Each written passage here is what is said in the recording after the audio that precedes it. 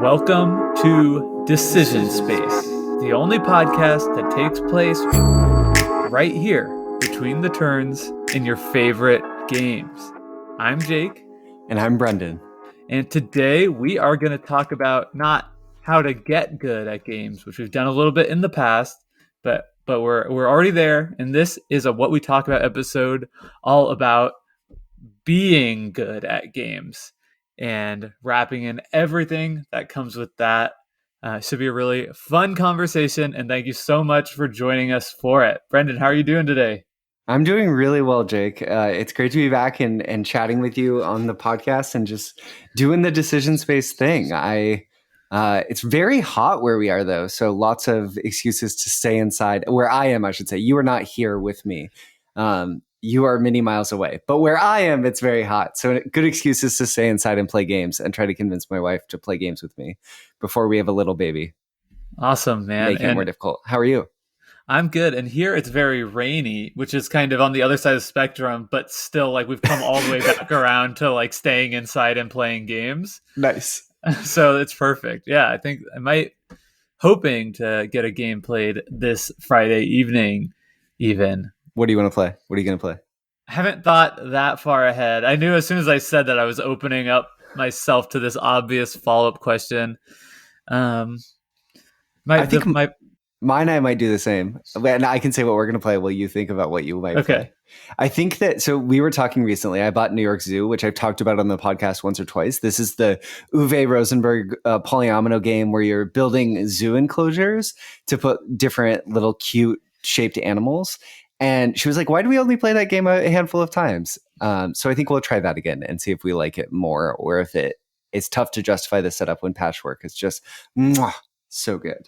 Such a good chef's kiss. I think, I might honestly have, after talking to Paul on our last episode about all the awesome games exclusives at Target by his favorite designer, I was thinking about maybe even like heading over there after work and grabbing one of those like small box games.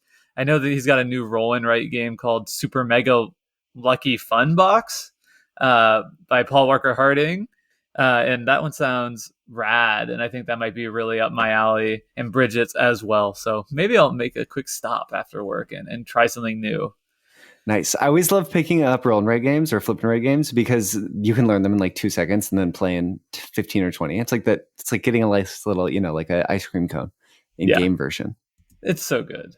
Well, without further ado, actually, I should ask before getting too far ahead of ourselves, is there anything on your mind that you want to talk about now, or should we get straight into the conversation? I think let's get straight into it, unless you have something specifically on your mind that's been pressing down in your little decision space section of your brain. No, let's get into the episode. I had a little bit opportunity to like relieve that decision space pressure last week with Paul and just talk through a handful of games. So I feel like that is taken care of, and there's nothing left to do but jump straight into this conversation. And this is where I would like to start. Brendan, how do you, for yourself, know or make the determination that I'm good at a game, if at all? Yeah, I think that's a really interesting question, Jake. And I think it happens for me. I was thinking about this a lot in preparing for the podcast when you sent through some of the questions that we'll be talking about today. And I think for me, it's largely 2 factors that come into play.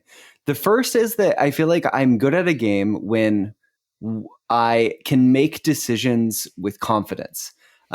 So I know that the decision I'm making is the right decision in the context of the game. I think when I have those feelings, I'm in a place where I feel like I understand the systems overall well enough to make informed decisions such that I feel like I qualify as good at the game. Because I think a lot of times when we talk about being good or being bad at a game, I think largely it means like, do you understand the game well?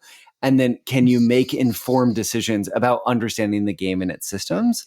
And I think because so often, a lot of times when I'm playing games or when we're playing games together, when we're not doing deep dives for the show, I'll just play the game like, casually and then it goes on the shelf for 2 or 3 months and then return to it. So a lot of like, are you good at a game? I think in taking a step back outside of like a hyper competitive community is really like, do you understand the game and its systems? And if so, you're probably good at the game.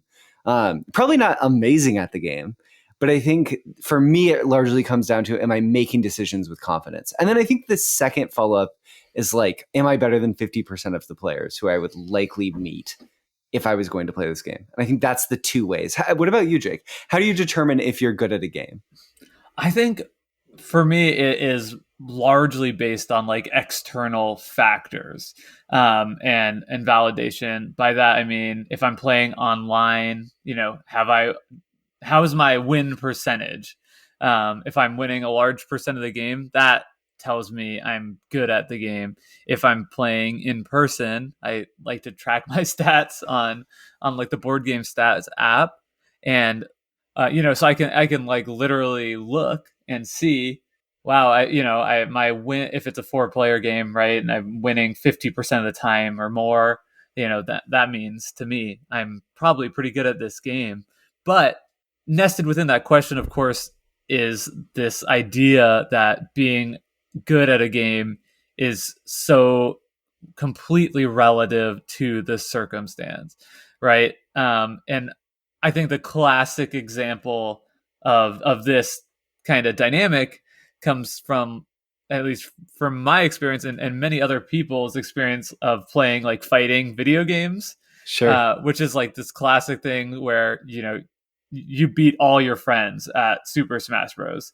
People come over and you just mop the floor with them. You can't be beaten. You can't be touched. You're just the god of Smash Bros. In your little meta of middle school friends. So confident and sure in your abilities, you show up at the local video game store tournament that's going on, and you are like the worst person there. You are just terrible, and you realize like, wow, there's just tremendous levels to being good. So I think in the context of this episode, this is so much like we're already into semantics, but I think that a lot of times when we do this in these episodes, it's valuable. Is that person good at the fighting game they were playing? Yeah, I mean, right, it's relative. Like in the, and I think that's the point I'm trying to make. Like, Yeah, in the home meta of your playing in your living room, you are very good. In comparison to the best person in the world at the game, you're very bad. And I think that is almost going to be the case for any game, sport, hobby, activity, right, board game or otherwise, that you could put forward. So I yeah, would propose, for this episode, when we're talking about being good at a game here, I think we should consider kind of the home meta. Like when you're playing with your sure. friends, Okay. you're playing, maybe you go to a board game meetup and you're playing with like experienced game players, but not necessarily, I don't think we should have such a high standard of what it means to be good at the game as to say that, you're competitive at the highest level. And if we did do that, we probably wouldn't have very much to talk about.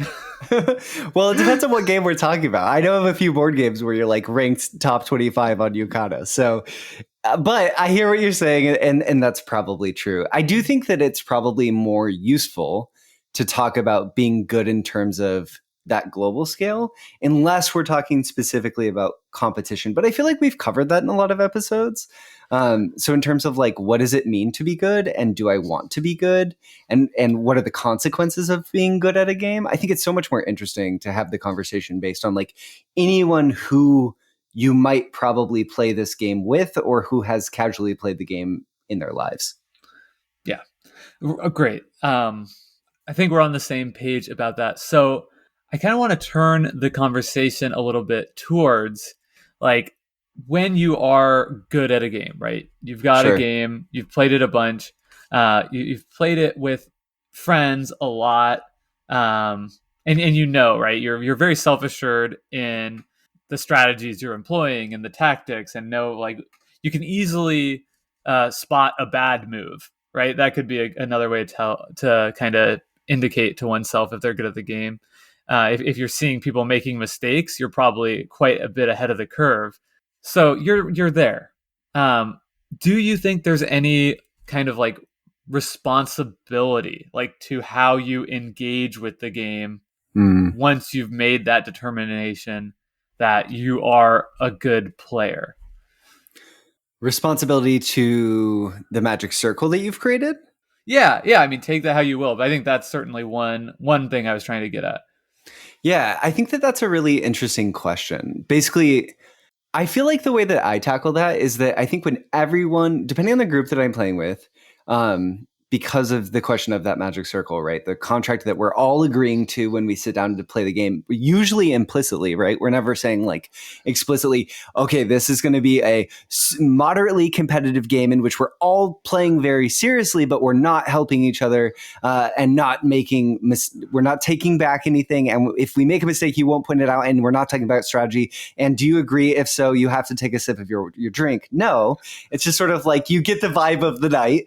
And I think that it depends on your group, right? If you sit down with a group of people who plays games frequently, and you've played the game more than other people, I think I feel a responsibility to create an even playing field in terms of that question of what I said earlier, right? So if there's things that I'm seeing people at the table aren't understanding about the game that are sort of like baseline consequences of the systems, and I know that that player wants me to, I feel like I do have a responsibility to say, hey, you could make that choice, but I think you might be misunderstanding that by using this card or playing in this sequence, you're giving up potential value. And I know we all want to be playing the best possible game that we can tonight. So what if you did it in this order instead? I think that sometimes just pointing those things out, as long as the person wants them pointed out, I feel like I do have a responsibility. In a way, it's like sort of being at the front of the trail in terms of your experience with a game, right? You're like making sure that on a hike, you're making sure that the path is cleared, no one's going to hit any spider webs, and you're all going to enjoy the trip. But you also don't want to be like pushing everyone to be walking faster than they need to walk, and like no stops for water breaks, and like also we have to walk at my speed and you're going too slow, right? What about you, Yeah. Jake? Do you feel a responsibility? Well, I think it definitely does change the dynamic of the play for me. I don't think that there's any kind of responsibility to play less optimally. Like I wouldn't advocate for that, and I actually kind of like hate Hate that. that. I think I've been kind of socialized to hate that by playing like a lot of youth soccer as a kid and not always on great teams. And so you're like losing to the game, like you're losing by like, 3 or 4 goals, and the other team starts like play, like the other coach be like, okay, now everyone has to only, use one touch, like pass the ball with one touch, or else you're like Yeah. giving the ball back. And it's just like, I get it, right? Hey, that's that coach saying, like, here's an opportunity to like make this useful to us while we're just like roasting these scrubs. But as a scrub, I found that quite disrespectful. So I'm always like going to play my best. Um, Hey, you know, why don't we rub salt in these people's wound while we're at it? Which right, in board games is like, hey, why don't I tell you how dumb you are? right. Well, yeah. Yeah, I Sorry. mean, right, you can imagine like, oh, like I could do this to like, take this resource I really know you want and essentially like shut you out of the game, but like I'm going to choose to do something else Yeah. to like give you a break. I don't think that's going to be like good vibes for anyone at all. But I do think there is also some responsibility to, if not coach, like make the other people aware that like you're available to coach. Mm. And it could be made as simple as saying something along the lines of, yeah, I've played this game a bunch, so if you have any questions about anything, like don't hesitate to like ask. I'm happy to like offer tips if or whatever if somebody wants that. Just because I do think you can overstep too, right? You don't want to always be like on somebody else's turn. You're saying, "Oh, you shouldn't really do that," and that type of thing. I definitely like to, if I'm playing a game like a Euro game or a heavier, medium weight to heavier weight game with people who've never played it before. And I know it's something that as a group, we're going to want to play like 2 or 3 times in that night or weekend. Say, would it be helpful if I narrated my first few turns? Because I found too that sometimes as an experienced player, so a good player, usually experienced players are good players at games for the sake of the conversation we're having, sort of say, would it be helpful if I did this? And then explain why I'm doing things. Because sometimes I've found that like you'll end up with an edge case where maybe you'll make a decision early on that signals to everyone else at the table because they know that you're the experienced player, that this is a good thing to do. But maybe you're doing it because the situation in the game is set up such that a decision that wouldn't normally be great is really good in this first turn. And sort of narrating that and walking people through it can sort of help even the playing field a little bit. I'm thinking of like maybe an Arnak. A card comes out where the first thing I'm going to do, because I see that Dog is available for purchase in the purchase order, and Dog is a very good card, and I'm going first. Maybe instead of going to compasses or going to the arrowheads, I go straight to the coin spot because I want to be able to get coins to buy Dog. But generally getting coins off your first worker play isn't the best. There's better available spots. It's like a backup spot. So narrating that and sort of saying money can be good in this game, but I don't necessarily want the money. I just want Dog because it's a really good card. I think, and then talking about why Dog is a good card can be helpful. But to what you're saying, Jake, that's like the casual side where we're trying to get more competitive. I know you said we're not talking about competitive settings, but I would never do this in a competitive setting unless, like you said, someone asks for advice, which totally changes the situation. Right. And actually, I think in a competitive setting, perhaps it can be even more important if there's like a big divide in skill. Whereas I'm trying to think of the right way to put this, but you know, if somebody is like made clear that they're new to the game and they've shown up at an event, whether it's like a Magic tournament or a Keyforge tournament or a Super Smash Bros tournament, right? And they're very likely to do poorly at that first event.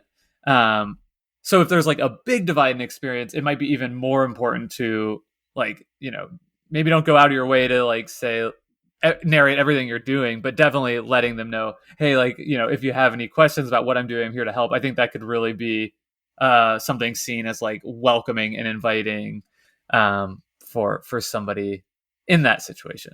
Definitely. And especially if that person is the type of person who wants to be good at games, right? Like there's some people who go to game stores and the joy for them is learning new games and playing new games. So if you meet that type of person and you're jumping over your heels to like correct someone, I'm thinking of a experience with Keyforge at a store where like there was someone who would come and they would play casually. They really enjoyed Keyforge, but their fun in the game was just playing the game how they wanted to play it and explore it, and not necessarily like being the most competitive player. And I know for them, people sort of saying, "Oh, are you sure you want to do that?" got to be frustrating because they're like, no, the fun of this game for me is like showing up, opening a deck, and playing the cards how I want to play them casually. Like, and to them, when people would be like, you shouldn't be doing that, it's like, well, okay, do you not want me to come to the store and play with you? But for the other people who were there because they were trying to improve at the game, that was sort of after game processing was one of their favorite aspects, right? Like that's always one of my favorite things. So I think it's just so dependent too on, like we said, like with audience. I don't know. Yeah. Yeah, I actually stepped in it a little bit in a similar situation. I had some friends over to do a Keyforge, kind of like a sealed thing when the new set came out. One of the people was Jamie Stegmeyer, and I was playing against him, and he, you know, discarded a creature from his like active house, and in my head, I was just thinking like, there's just no way that is optimal play. So, you know, even like thinking like I shouldn't be, you know, telling people how to play. Like I was kind of like, hey, like, you know, like why not just play that guy? And he's like, I have a plan, or you know, I have a reason. And then I was kind of like, ooh, I should not have done that. And then like next turn or whatever, he had some way to like a recursion effect to like bring it back with like a bonus or something. And I was like, yeah, like that was really dumb to do, and I kind of just felt a little embarrassed. It was fine, but you know what I mean. Yeah, you always risk potential feel bad moments when you don't have all the information. I was actually going to say something really similarly, and it's funny because that came from a position of like I want to be helpful, but it sucks when you want to be helpful. It's like you're running, right? You're running together, and you're like, "Whoa, look!" And then you're the one who like hits a branch, and they're like sailing by you, and you're like, "Ooh, yeah." I don't know. So I think we've touched on this a little bit before, but to move the conversation forward, do you think there are like what? So we've talked a little bit about the downsides of like getting good and like focusing like too much on that aspect of gaming, and then maybe like lose out on some like the joy of just playing. But I do want to talk about like once you are good, right? You've achieved that pinnacle, however you define it for yourself. Like, what are the kind of downsides to that? And then also the flip side is like, what's the value? Yeah, I feel like this is so much tied to what sort of, for me at least, what I was saying about what it means to me to be good at a game. And I think what it means to me to be good at the game is to use language from ourselves from our previous episode on Signpost when we first talked about it, I think, the difference between decisions and choices. And I think when you're good at a game, choices are potential choices you can make in a game. But just because something's a choice doesn't mean it's viable. And decisions are viable choices that push you meaningfully towards a better position in the game or towards winning the game. So I think for me, that shift between seeing the difference between choices and decisions, that transformation is the transformation of going from playing a game to being good at a game when you can identify the difference between decisions and choices. And for me, games are more fun when I'm making decisions in a game and thinking about why I'm making those decisions than when I'm sitting there just making choices. And I'm happy to learn new games. And I like that, but I have more fun when I'm playing a game and making meaningful decisions. How about you, Yeah. Jake? Yeah, you keyed into the exact word that I would have used as well, which is fun. The value of being the only value really outside, the smallest percentage edge case, right? The only value in being good at a game is that it's more fun to you. Yeah. But that's not always the case. And I think that's what's so interesting to me because I think there are also times when being good at a game results in less fun.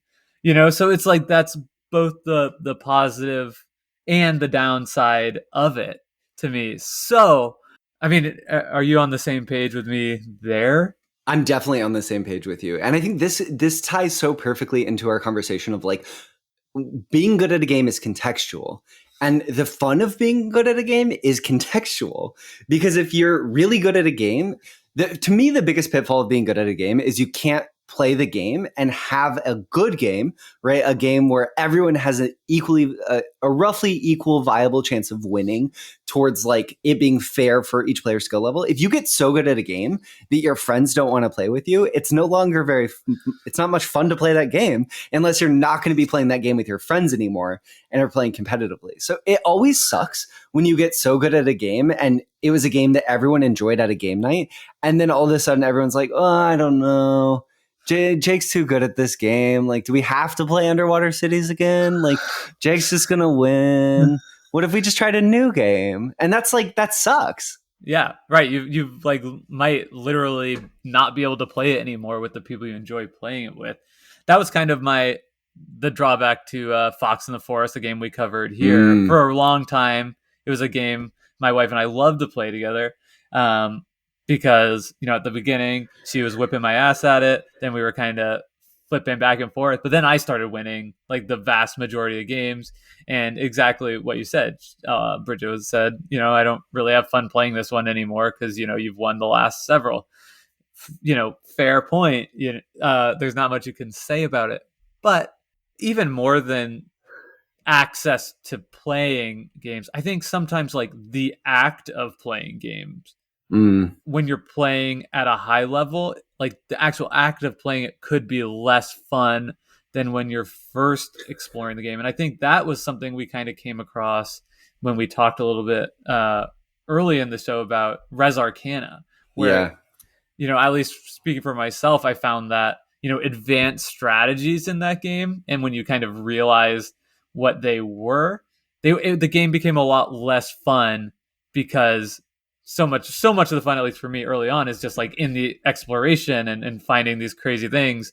And it's like, oh, but I could basically always win in 4 or 5 turns, just like doing this one strategy. So now, even though I'm playing the game at a higher level, I'm able to get to the 10 victory point, uh, you know, Goal. barrier first, I'm not having fun doing it. And if I choose to do something else that's making me, perform worse in the game, then that's not fun for me because it feels like I'm playing poorly on purpose, which I've already talked about is something that I really hate to do. Yeah, no, definitely.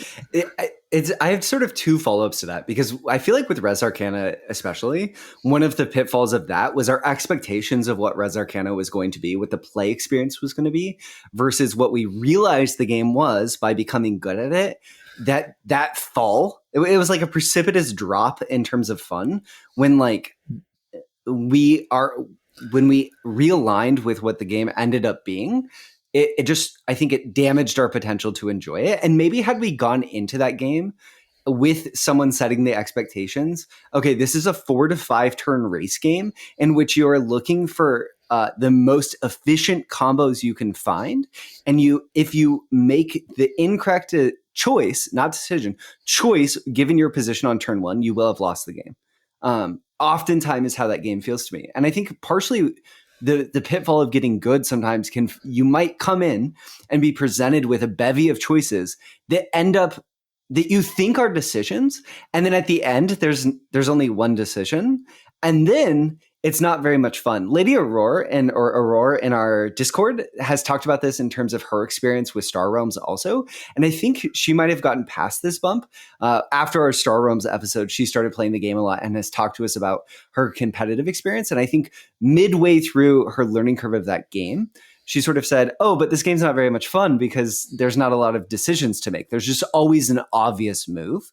And I'm not sure if she still feels that way, but that's another potential pitfall. Like if you see the game so clearly, if you're so good at the game that you are a puppet to the decisions in the game and you're just doing the moves that you feel forced to make, then that's not very much fun either. If you're just this automa sort of going through what is obvious to you is the only path. Right. We could use the word like people talk about solving a game, and, to the extent that actually happens, is pretty rare.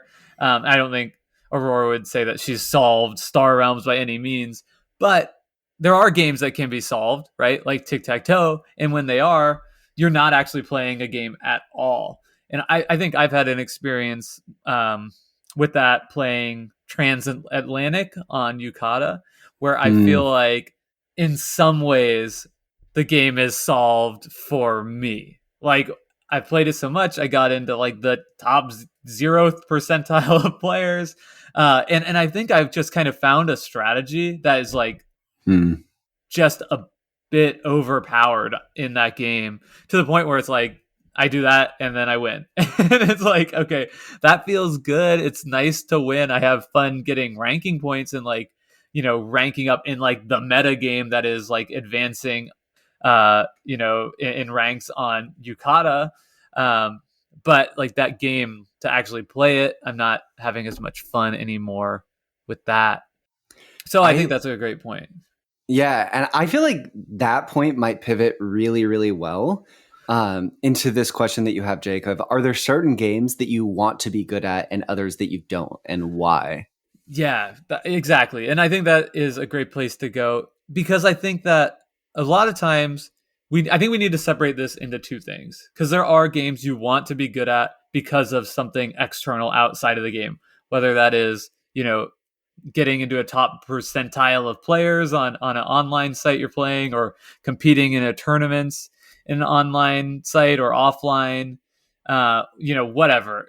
But so you may want to get good at a game because of that. And it may be very fun to, achieve your goals and rank up and get better and achieve better results. But that's a very different thing than a game that is you want to get good because it's actually more fun to play it when you're good at it. And I think that's kind of what I wanted to lean into here. Like, are there games that it's fun to be good because the better you are, the more fun it is to play? That's a really interesting question. And I feel like that's tough. And I think both of those are really interesting questions. So maybe we can make time for the competitive side of things after this too. But I'll say that the most recent game that I had that experience with was Lost Ruins of Arnak when we played it. And for those of you who've listened to that episode, obviously I used an example from Arnak earlier. Jake and I are playing a game on Board Game Arena of Lost Ruins of Arnak right now with someone in our Discord, a friend of the show, Joe. So it's a game that sort of stayed with us. And that was a game that when I first played it, I just felt this desire to be good at the game. And I think that for me, the reason that is because I felt like the game was doing something special, and I didn't understand how it was doing what it was doing so well. I didn't necessarily understand how every little piece of that game was balanced in a way that turns ended up feeling mostly fair, that the action selection mechanism worked out so well, that in terms of like potential, things always seemed, by like how far you can get on the research track.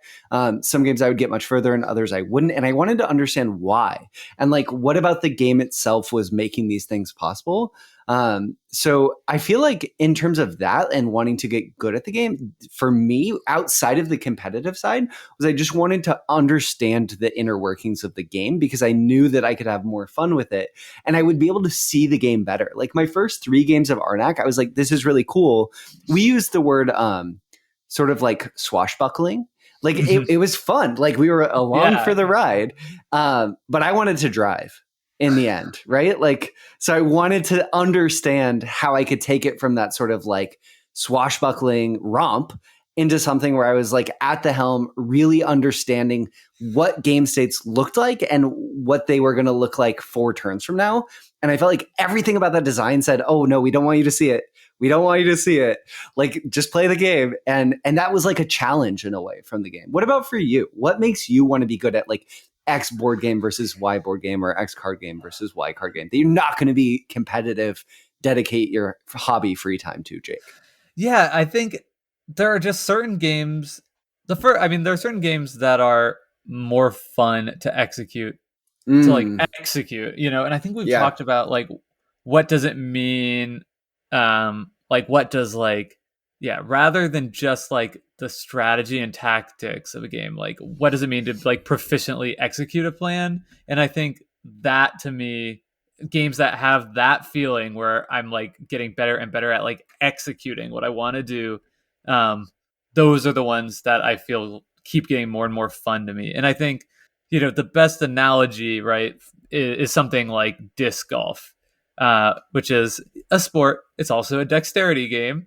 But in that, it just gives such a clear example of what I'm talking about, which is, when you first play the game, and maybe, if you're really good, you have a lot of natural ability to it, maybe you're able to throw the disc 100 feet in the general direction you want to go.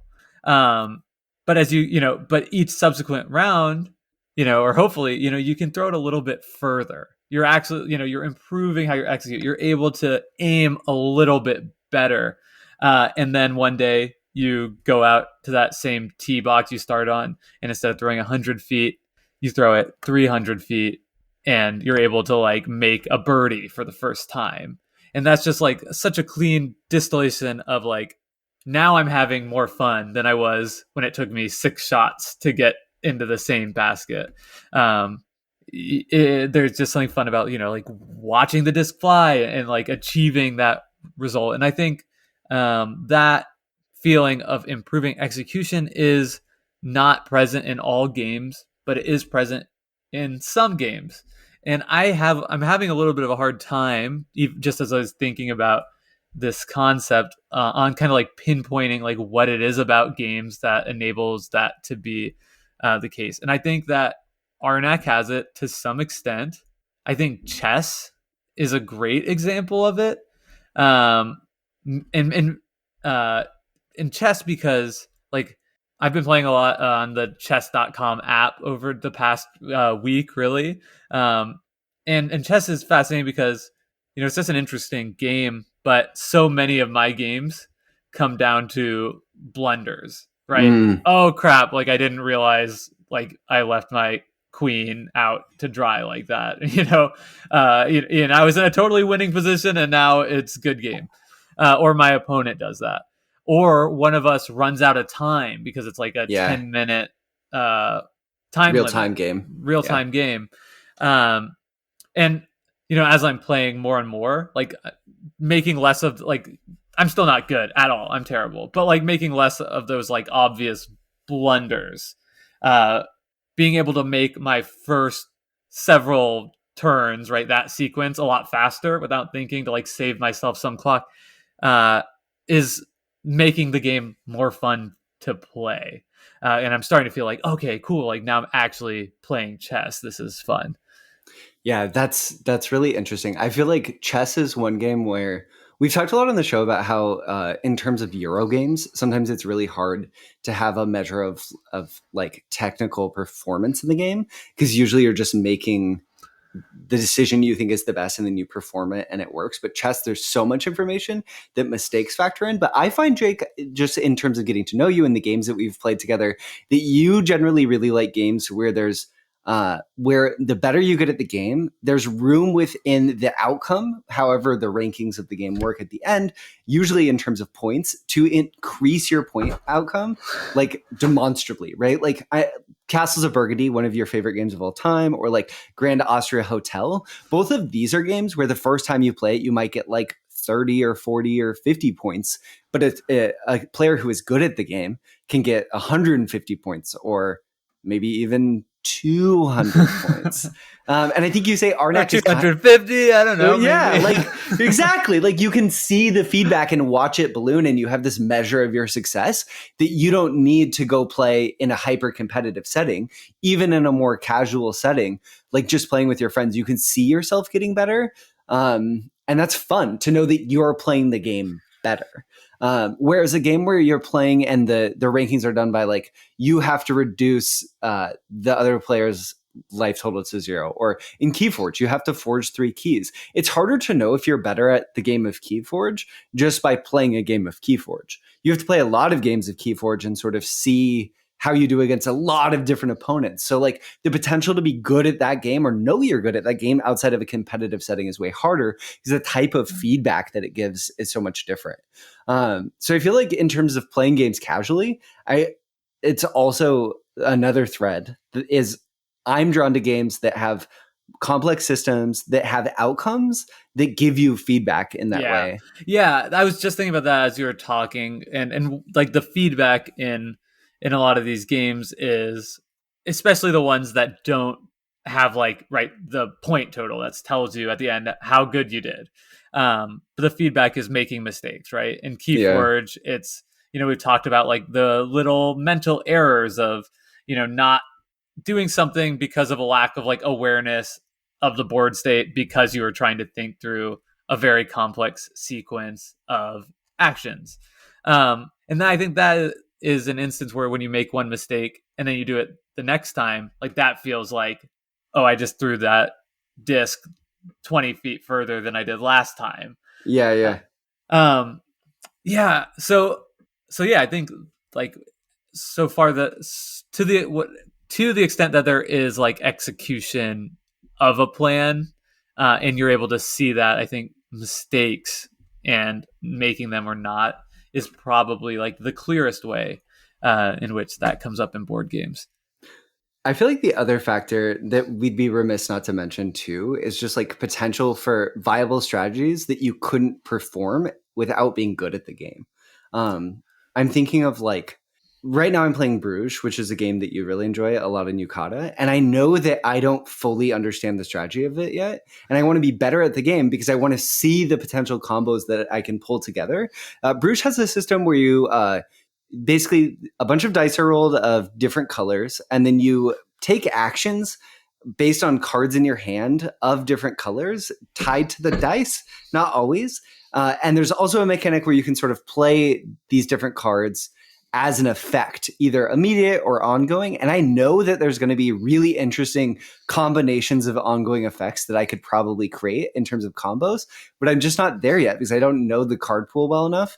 And I don't really understand the game quite well enough. And I want to be better so that I can do those more fun combos, right? I know I'll have a more fun time at Bruges if I can make that happen rather than sort of like, ooh, I guess I'm going to build a canal this turn, or I have 2 threat markers and I don't want to get 3. I guess I'm going to do that. And like, I get there's always the base level heuristics, but it's clearly a game where like the better I get at the game, the more I'm going to understand how exciting a specific game state is. And like, that's cool too. Yeah. And I think with Bruges is another one where it's like the heights that you can get with in the game, it just keeps growing for me, which is cool. Yeah. Can we talk really quickly about the why might you want to be good at a game competitively versus good at a game casually? Because I feel like these are such diametrically opposing things. And one huge aspect is like, for me, is obviously the community that a game has. But one thing that I've been thinking about a lot is I want my time in the game.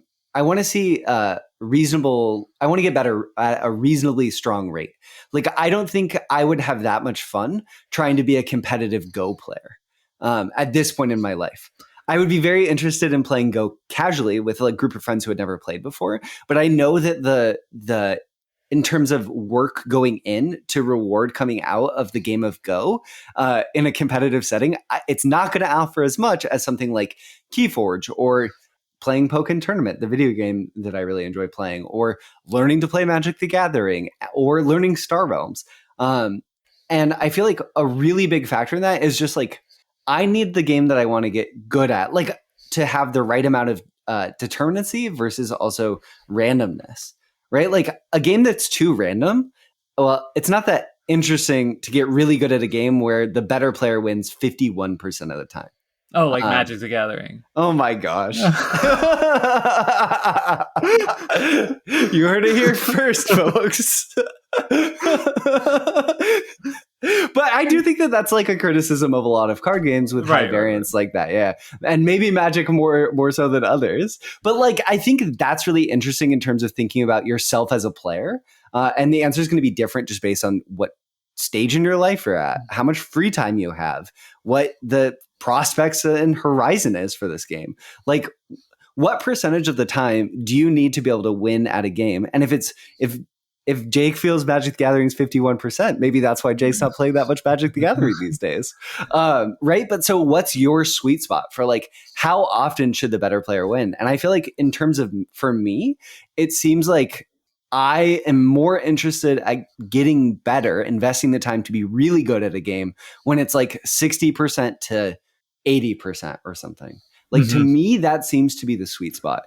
And I have less fun playing games where like the better person wins 90 or 100% of the time. But that's not, maybe I wouldn't say that, because like fighting games generally, like the better person wins. Yeah, I was going to say that seems like an outlier a little bit. Yeah. When you said Pokken, but yeah.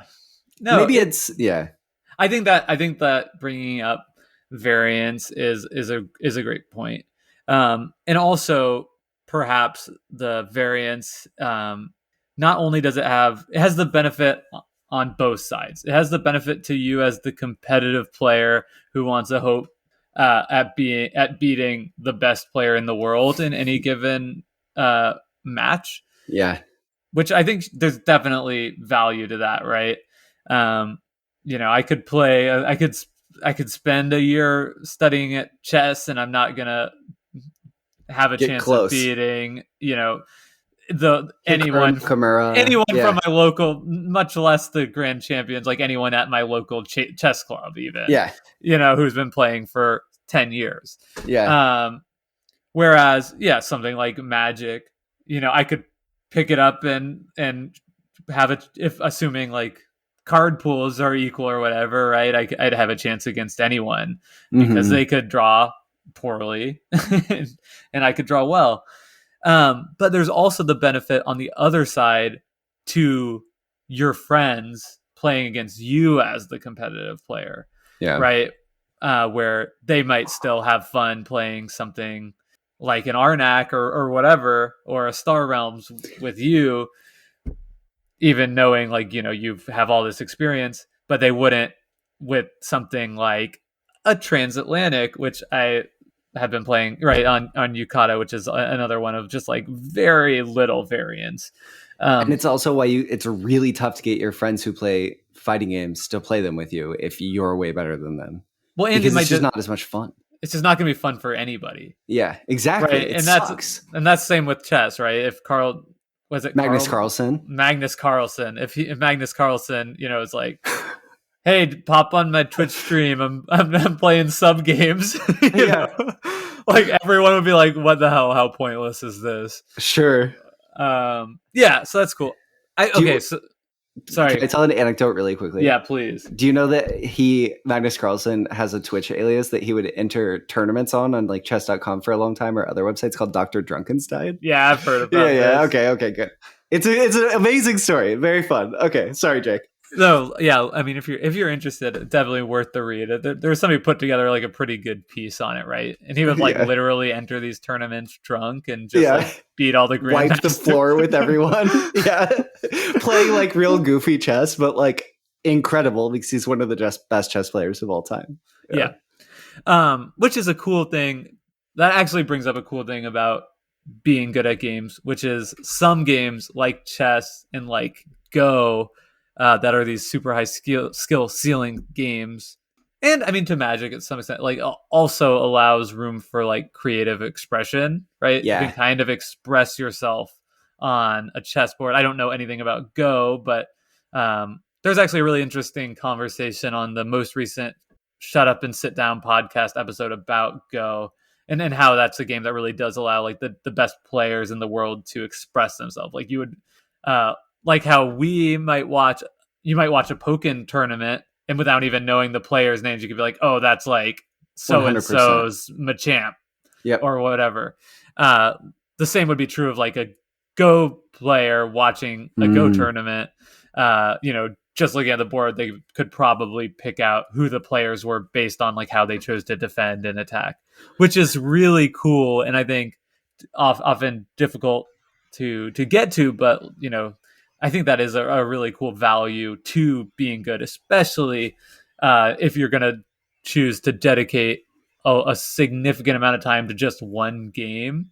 I think having the ability to like express yourself within that game is something that would make that more personally worthwhile to me anyway.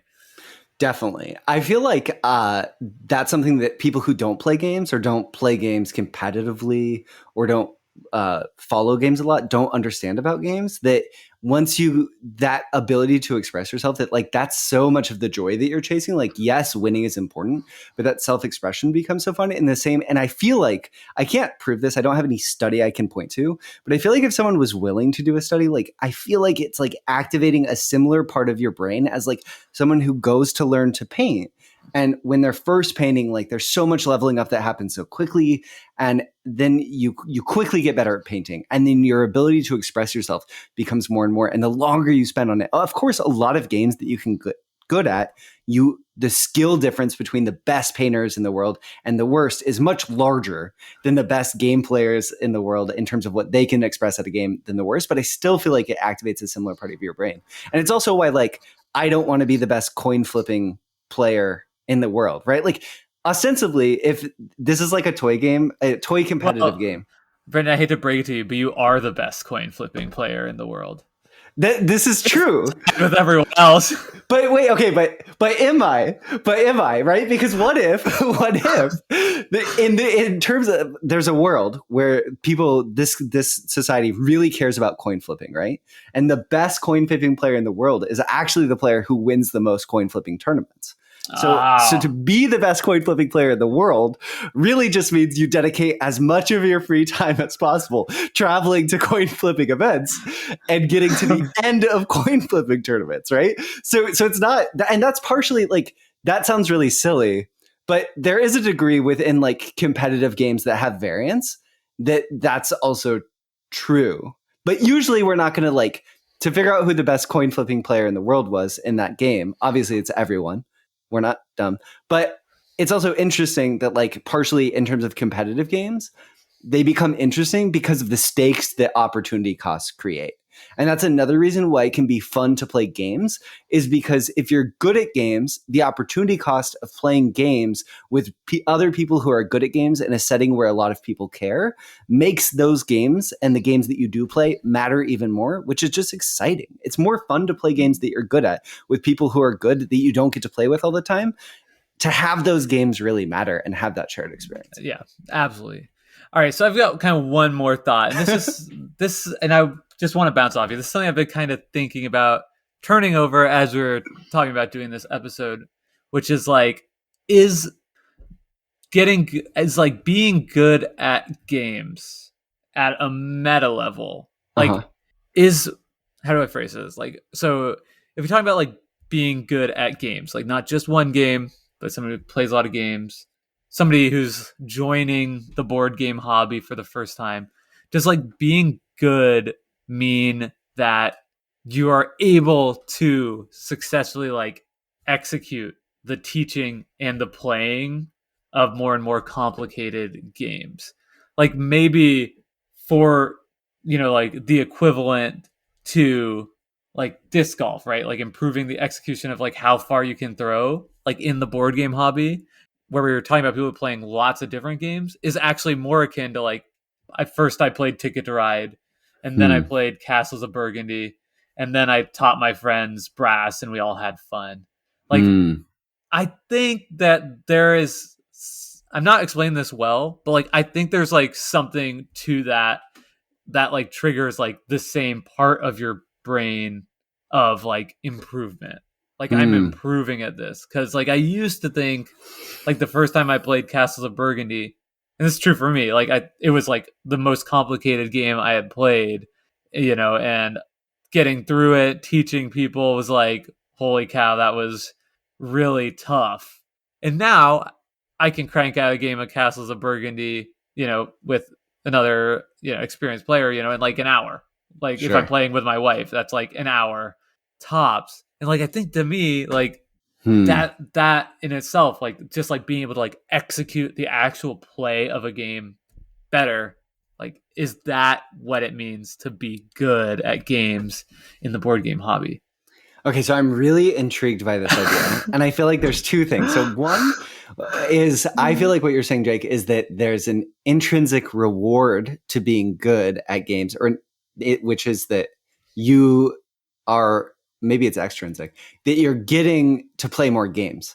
And that for someone who plays games, being able to play more games is like a benefit of being good that's fun, because especially for board games where there's this constraint of time and understanding, the better you get at playing games generally, the more games you'll get to play, which is then rewarding. Is that what you're saying? Yeah. Yeah. Like the more games, yeah, like you will feel comfortable playing. And I think this is not true for the people necessarily that we rope into our game nights. I'm not saying like you should be like getting all of them to like level up in each play, but like I think if you're saying to yourself, like if you identify as like a board gamer, you're like, one of my hobbies is playing board games. I mean, I think you see people, like I certainly followed that trend of like playing heavier and heavier games when I first started. And I think I was doing that because I was like, it was like me, I'm like improving at this hobby.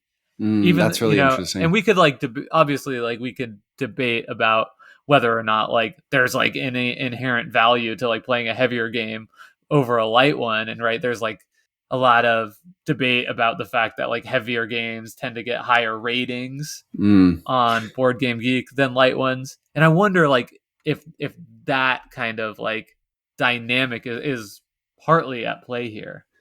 I think that has to be at play in some ways too, because of like the bias that people who have invested the time in to like learn to play more complex games is going to probably make them enjoy them more because of the perceived investment that they have, whether that's conscious or not.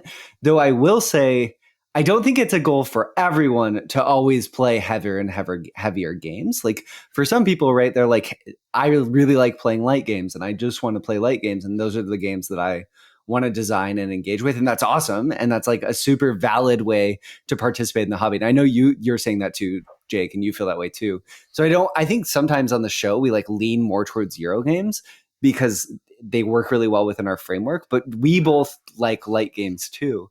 But I think it's interesting in terms of what you're charting, in terms of like being good at games and the potential like reward that you can feel as a player of games when you learn increasingly complex games. A flip side too is I feel like even with simple games, there's like a payoff of like the like cool factor or like how swag you can feel of like being good at a really simple game. Like my wife, I would say, is like objectively amazing at spades, and that's just like badass, right? Like if you're good at spades, it's like a game that like people all across the world might know how to play, and you're like reasonably confident that you can beat someone at it. Like that's really rewarding and fun too in an interesting way. And it also makes her better at playing other card games and understanding how to pick up like simple card games more quickly. I don't Yeah. know. Yeah. Well, maybe that's kind of like food for thought or something that we can kind of refine and flesh out later. But I'd be really interested to hear what any of our listeners have to say about that. Whether being good at games is just being able to execute and play more complex games. I get that pang of satisfaction where I'm like, well, I did it, Woo, that was crazy. I'm not sure I had a good strategy, but I definitely did play Twilight Imperium, right? Something, you know what I mean? I I don't know. do. It's so interesting hearing you say this because I feel like what I'm hearing is like the language of someone who is a runner and says, I ran 6 miles today. And Right, like the validation exactly. of that is just fun. Like, Is yeah. running 6 miles inherently more fun than running 5 miles? I would say objectively, it is not. It's Yeah, less fun. objectively, no. Yeah. But accomplishing running 6 miles is way more fun than Yes, accomplishing running five. exactly. Telling people that you ran a marathon way cooler than telling people that you ran A 20, 1K. yeah, or 20 miles, or you know what I Sure. mean? Sure. If you run 20 miles, gosh, you might as well just try to drag yourself over the Yeah, 26-mile finish line there. But but at that point, yeah, I do. I think that is a great analogy for kind of what I'm talking about here. yeah. And yeah, not everybody, of course, like subscribes that. And I think a lot of people start out on that path when they first join the hobby, or maybe I'm just talking about myself here, and then realize like, where is my niche? Okay, it's like more into like light, medium, and kind of just middleweight games, or what I typically enjoy playing most with my group of friends. My friend Paul, board game designer, he likes playing filler games. Like that's how he likes to fill his game nights. You know what I mean? Like, there's nothing wrong with that. Paul certainly is like capable of playing these like heavy games. Um, but I'd be interested. I wonder what Paul thinks if he started out doing that kind of ramping up before settling back down to that niche.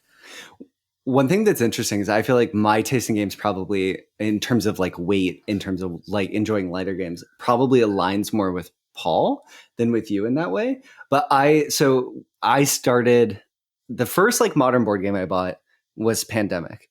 The second modern board game I bought was The Resistance. The third modern board game I bought was Keyflower, which is a really interesting trend because when I put these games in front of my friends in succession, like first game out of the gate, Pandemic. Wow, this is so fascinating. These systems are so interesting. Like, we're going to digest this puzzle together. Then we play The Resistance and we're like, wow, we're just playing Mafia, but it's like a modern board game giving us the excuse. And we feel like we're in middle school and also stabbing each other in the back. Oh, now we can't talk to each other for 3 months. Well, that's not great. And then I sat down with Keyflower and they were like all really in. They were super excited. And then like 20 minutes into the rules explanation, where I wasn't equipped to teach the rules as well as I should have been because I was pretty new to playing sort of modern Euro style games, they were like, oh God, what have you done? And I think that's given me like a lasting affection for that game. But maybe left also this lasting like, oh, for my friends who don't play board games as much, I'm just going to tend towards lighter games because I know we'll all have more fun. And then with Jake, I'll play these heavier games or these like more medium weight games. Well, maybe my reaction to Keyflower will help you to cut your friends a little bit of slack moving Should forward. we cover it next week? Let's do it. Yeah, sure. Why not? Next week, Keyflower. So for all you pre-planners out there, boot it up. You can play it on Board Game Arena. To talk with us on the Discord? Well, let me give a quick pitch for Keyflower for those who don't know, because I did a bad job. So Keyflower, if you want to pre-plan and play it, it is a worker placement auction tiling city arranging game with a light economic logistics system that has variable end game scoring that you have agency over, but not a ton of agency. And also perfect information, kind of. This is just me giving you like a shovel as you're like digging your own grave. It's a really cool game. You should check it out. It's by Sebastian Breeze. It's on Board Game Arena. Be ready for it next week. Jake, we've done a really bad job historically in the last 5 to 10 episodes pitching all of our social media. So I'm going to do it. Yeah, you're right. Is that okay? Please. Okay. If you've made it this far, you are a fan of Decision Space. Thank you. Really excited that you are in on this trip where Jake and I are learning to play and think about games with this new lens. If you'd like to continue this conversation more with us, we'd certainly love to hear from you, whether it's about Jake's sort of the idea that he's sort of put into the ether at the end of the episode, or anything about being good at games and what that means to you. I'd love to continue that conversation with you. We share our Discord in the show notes. You should join. Talk to us. We're friendly. Talk to the other people there. They're friendly too. You could also, if you don't use Discord, talk to us on Board Game Geek. We have a blog that we post every week on. Sometimes people leave comments. That's awesome. We also have a Twitter that we have some followers. We would like more people to follow us. And if you would like updates, you can get follows there. And we would also love to talk to you on Twitter. And going to Twitter is kind of like rolling the dice. You don't know if you're going to get Jake or I. So if you find yourself having a desire for some variance, feel free to reach out on Twitter and you'll see who you get a response from. But I think that's another week of Decision Space. Oh, follow Jake on Twitter at Jake Freed. That's on right. Twitter. Is that right? Yeah, okay, yeah. good. Or follow me. Yeah, JAKEFRYD. And you can probably find me just sharing the Decision Space stuff, which is Decision Spa. That's Decision SPA. Oh, no. I didn't tell them what the Twitter link was. Thank you, Jake. And you can follow me. I'm Brendan Hansen at Burnside, BURNSIDEBH at twitter.com. And if you like the podcast, tell a friend. We'd love to get more people in the interdecisional space shift cruising towards better understanding games alongside us. And I think I'll let Jake close us out, but I think that's been an awesome week of Decision Space. Yeah, thanks for the conversation, Brendan. It's been a pleasure. You are now exiting the Decision Space. Thanks for listening. Please take care and enjoy the rest of your game.